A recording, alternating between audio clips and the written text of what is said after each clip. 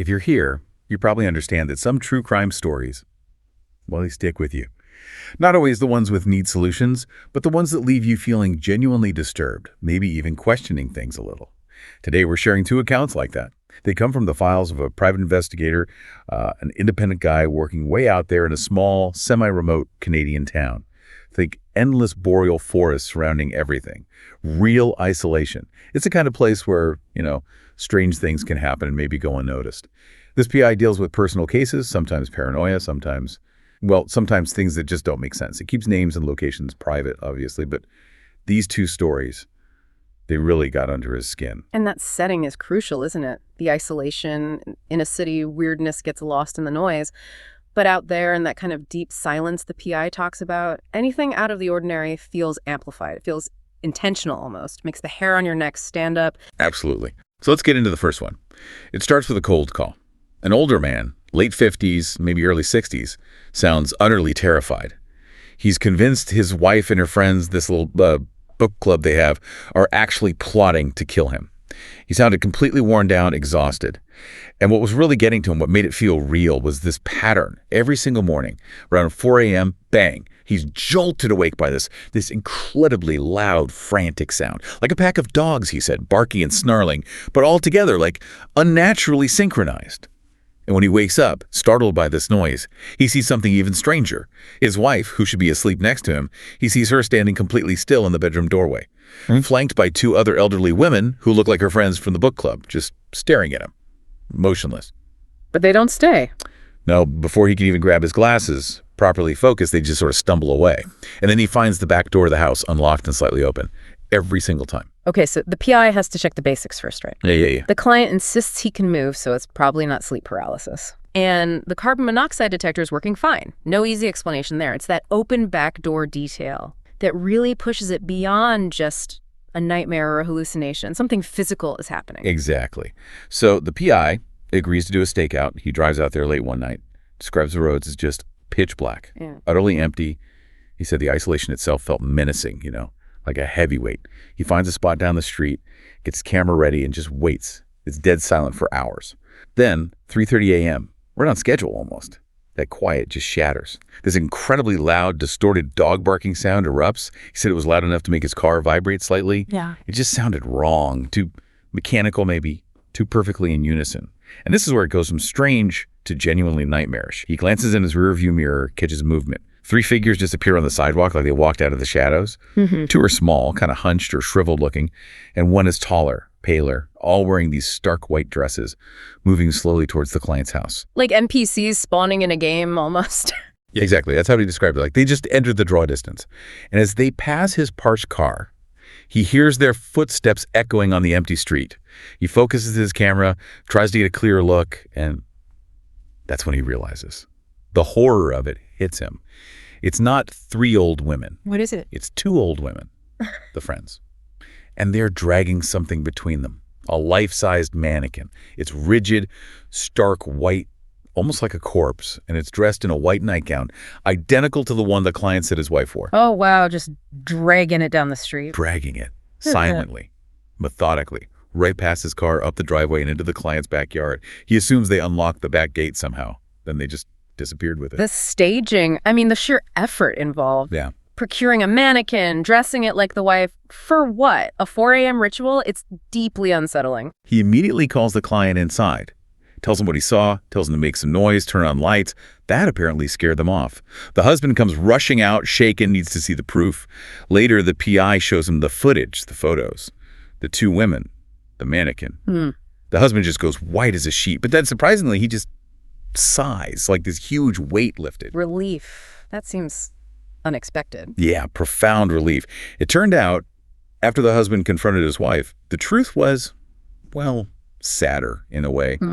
The wife had given a spare key to one of the friends who was apparently suffering from pretty advanced dementia or some kind of age-related cognitive decline. Right. The other friend was maybe enabling it or perhaps confused herself. So the visits were likely disorientation, confusion. Probably. Maybe confusing night and day, acting out some confused memory or impulse.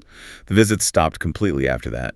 The husband and wife apparently worked things out. Okay, so there's a rational, if tragic, explanation at the core mental decline. But what makes this a horror story, what you, the listener, should really focus on, is the performance. The deliberate choice of the mannequin, dressing it like the wife, the silent 4 a.m. procession that elevates it. It's not just confusion, it's this bizarre theatrical act designed purely to disturb. Why that specific creepy performance, that's the chilling part. That focus on performance, on staging, it leads us right into the second case. This one really cemented the PI's own kind of personal superstition, this idea he had that reality can get a bit glitchy in total isolation, that empty spaces allow, as he put it, unwelcome things to play games. This time it was a missing persons case. A friend called him in to help unofficially. A 4-year-old boy was gone. The father said he'd left him alone just for a few minutes, ran out for something quick.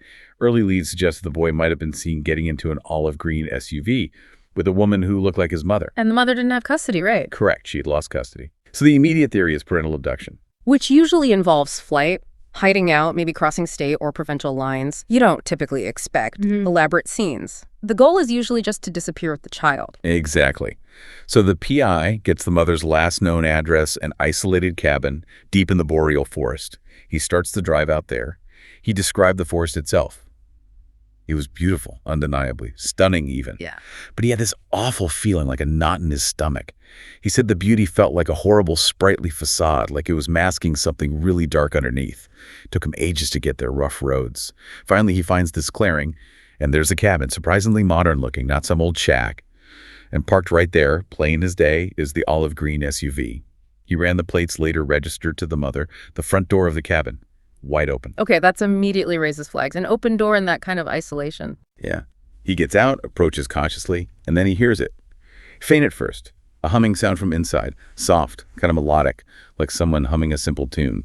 But he kept skipping. Like a record skipping or someone running out of breath mid-hum. It was hypnotic, but also really eerie. Humming, okay. Not crying, not shouting. Humming. Humming. He needs to go in. Right. Yeah. He has to check for the boy. He gets to the doorway, pushes the door open a bit more, and just stops. Frozen. He can see the whole main room inside. And the floor.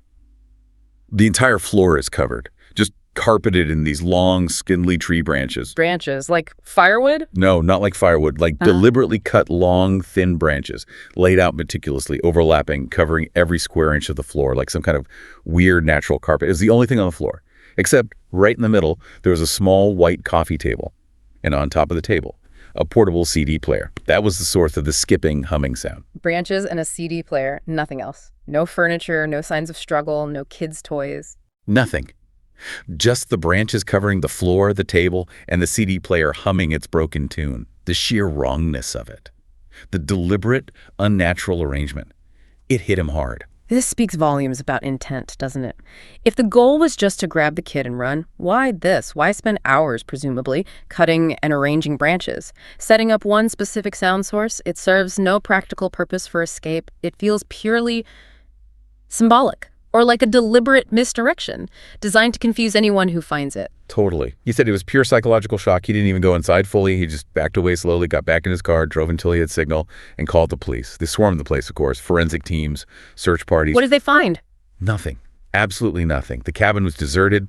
The branches, the table, the CD player, that was it. The SUV parked outside was clean, almost pristine. No fingerprints, no fibers, no useful DNA, no discarded supplies, nothing to indicate the mother or child had been there recently beyond the car itself. The mother seemed to have vanished too. A completely blank slate, except for this incredibly bizarre staged scene. That lack of evidence combined with the elaborate staging. It suggests meticulous planning.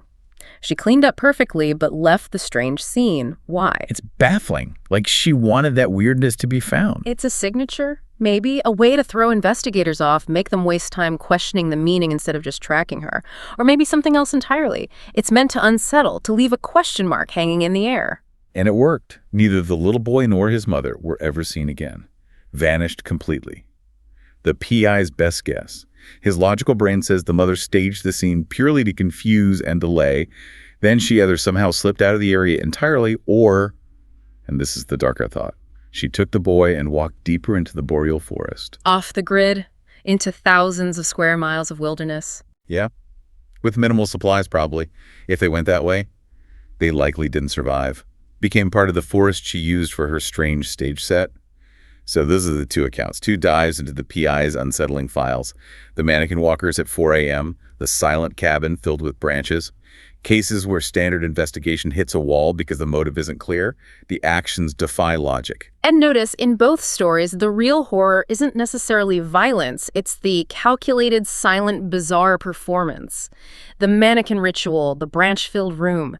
They feel meticulously planned, almost like dark theater pieces designed specifically to disturb and confuse anyone who stumbled upon them. It leaves you wondering, doesn't it? What makes someone decide to enact their darkness in such a theatrical, elaborate way, especially in places where no one might even see it? Is it for the victim? For the investigators? Or just for themselves? That's the question that sticks. When the rational explanation only covers the what, but completely fails on the why, you're left staring into something genuinely unnerving about human behavior. Exactly. Well, that's our deep dive for today into some truly unsettling territory. Thanks for joining us as we explored these stories from the edge of reason. If these accounts resonated with you, please do remember to like, share, and subscribe to our channel, Horror Docs. We bring you these kinds of in-depth explorations into the dark, the strange, and the mysterious regularly. We really hope you'll join us again. Goodbye for now.